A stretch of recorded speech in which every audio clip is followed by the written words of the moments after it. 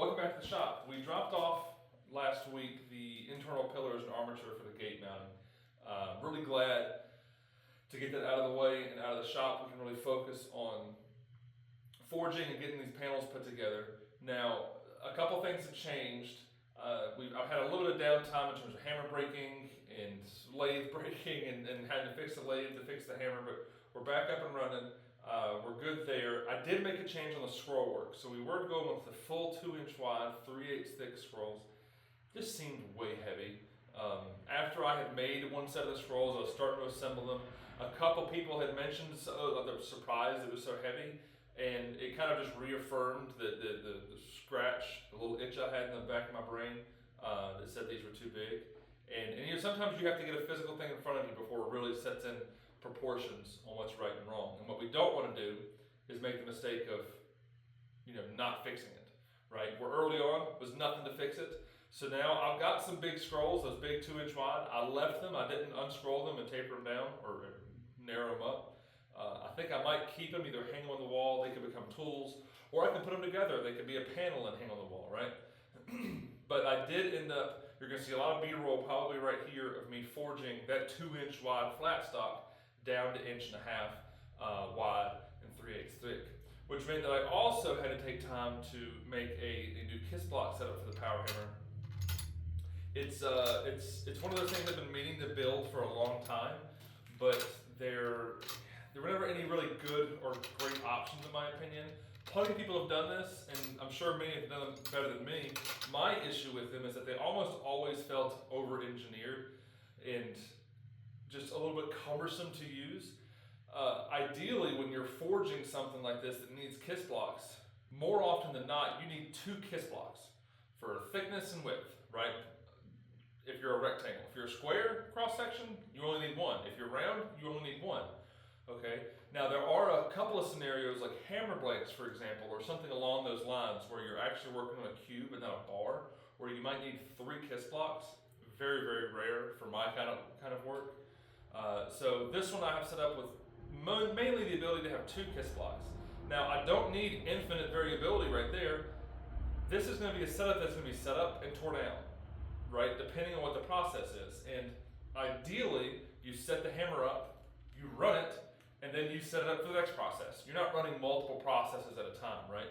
So I'm not trying to forge 2 different size flat bar. Now you can get super efficient and probably do something like that. It doesn't always make sense in terms of the workflow of my shop. I am perfectly happy with this very simple, bare bones. That what I love about it is it's very quick to make up a new kiss block and slip it into the system. It's very quick and easy to repair one, to cut off the end and weld another one on, because they're going to get beat up. That's the whole point of a kiss block, is it takes a lot of beating from the hammer, and they're going to wear out unless you harden them. The only issue there is when you harden them, they may do damage to the dies. And if they don't do damage to the dies, then they're going to resist the damage from the scale, because forged scale is incredibly hard. When it gets in between dies and between tooling, it can do a ton of damage. Now, if it gets in between 2 pieces of metal, you want it to do damage to the one that's least expensive to replace. My die is the most expensive to replace. So if my kiss block is softer than my die, when scale gets in between it and they get hit, that means all the damage is going to be done to the kiss block. But not to get on a huge tangent, we're going to talk about kiss blocks forever. But I had to make that tooling, so we got that set up. I don't have much footage of making it, but I have a ton of footage of using it. But I'm really pleased with how that turned out. I'm hoping by the end of this video we'll have a full panel put together with the 1.5 inch wide scrolls tacked together, ready to stand up and look at and take perspective of before we move along and fully weld up and fully dress it. And then once that one's done, it'll get set to the side. It'll get set to the side, and a new one, the next one we made, right? Now, all the while, all the forging that I'm doing for the scrolls, I am simultaneously, slowly texturing all of the pickets that are going into these gates. They're 3/4 inch square bar, something like 4 foot change, maybe 5 foot. They each require 3 heats, and they can't be back to back to back because it makes them terribly difficult to hold on to because they're hot. You can do a max of 2 heats at once, so I do 2 heats, and I'll let it cool down the next day. I'll do the last 1 heat, right? So there's 3 heats to give completely textured. And as I'm going, I'm straightening them a little bit, and at the very, very end, after they're cooled off, maybe the next day we're gonna have a pile, and I'll cold straighten those. I don't think I have any B-roll of that yet, but we'll be doing that for a while yet. I've done 12, and I'm not even a third of the way through. It's something I could sit here and knock out in a couple hours, but until I get to the point that I need them, I can just fill them into the forge. That way there's less downtime for the forge, less downtime for the hammer. Because oftentimes I'll forge the scrolls, or I taper the scrolls, and then I have to wait for them to cool down so I can handle them. I'm not going to sit around and twiddle my thumbs and wait, so I'll throw the pickets into the fire and get those textured. But let's get back into the scroll work. I'm going to set the camera up, and we're going to get some footage, probably some redundant footage you've seen of me scrolling the big heavy scrolls. These are much easier, they're a half-inch narrower. So I'm happy it's lighter work. Now it is a little bit more forge work because I didn't go out and buy 3/8 by 1.5 inches, which truthfully would probably be the most efficient thing in terms of time. It 100% would be. But in the effort of not having to buy more material, I'm just going to forge it. Also gave me a reason to make the kiss block and get some really good footage, right? So we'll get dug into that, and hopefully we'll have a panel to show off soon.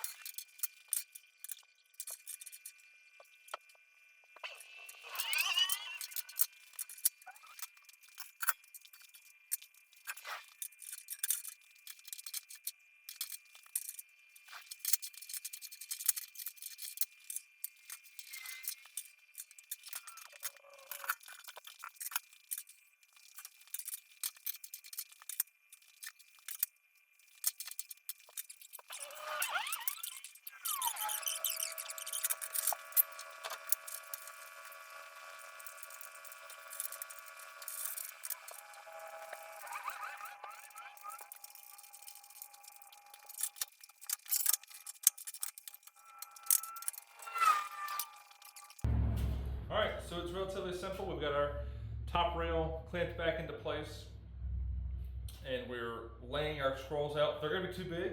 Most of them are, they have a little bit to cut off, which is that's what we're doing right now. Is we're gonna lay it in, mark where it needs to be cut off, cut it. If we're a little short, it's not a huge deal. We need plenty of weld to fill anyway, because everything's getting dressed back clean to where you will never see the weld. Now, before I weld anything up, I'm gonna get these cut, laid in here, looking nice, flat on the table, and they will probably all get welded to each other flat on the table, and then they'll get spaced up a 1/4 inch before they get welded to the top bar. So yeah, I'm gonna put my ears on, get these laid in here, get her some chalk it up, cut it up. It's gonna be a lot of angle grinding, so there'll probably be a lot of time lapsing through that stuff because it's loud and obnoxious to listen to, but let's get going.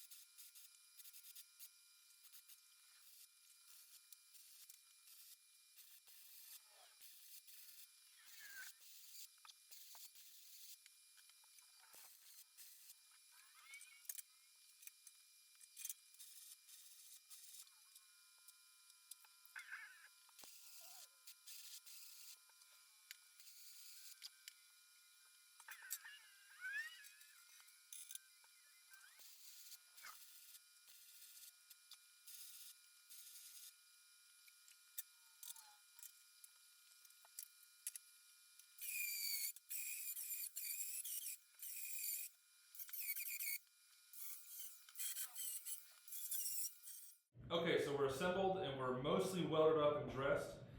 Still got some bright spots here. All that will get taken care of with a torch, just trying to oxidize that to get it the same texture as the rest of this piece. Because when you paint it, that smooth, bright section will look different than the section that has forged scale. But that's all to come. I'm gonna wait till it's probably almost, if not mostly, assembled for that. But I learned a couple things. This obviously is one of two. There are 2 other scroll panels in this job, but they're a scaled down version of this. But the second one of this we're going to do immediately after this. But learned a couple things. First off, these small scrolls, this one here and this one here, they're going to get attached before the whole thing comes together.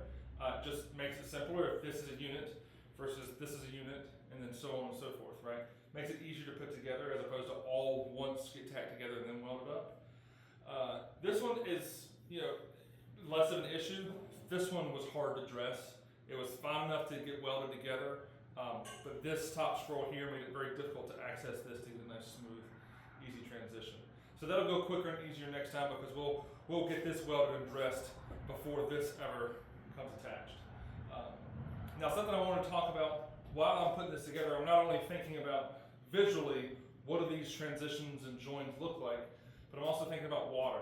When this gets rained on, okay, water's going to fall specifically here and roll down into this little crease here. So I've got to weld that up, and I'm going to grind in a bit of a V to kind of shed the water off to the outside of the scroll work. But I don't want to get down in every single one of those crooks and weld up if I don't have to, right? Because it's kind of miserable, it's really tight, it's not the best of welding. And really the weld is there just purely for shedding water, right? Situations like the bottom of this split weld or split scroll, bottom of this guy, they're not going to get welded. For two reasons. A, like I said, it's hard, but B, it doesn't look great. You're much better off with a split seam right there with nothing in there. It looks much more consistent, much more clean, much more like it were forged, right? Like it were welded together. But yeah, that's kind of where we're at. I'm really pleased with it. This is going to get laid down and attached. I'm going to weld this up and dress it back. Besides that, I'm pretty happy with how it sits. But it'll get fit in with its top row here, and we'll set it to the side into the next one. Next week's video is going to look very much like this.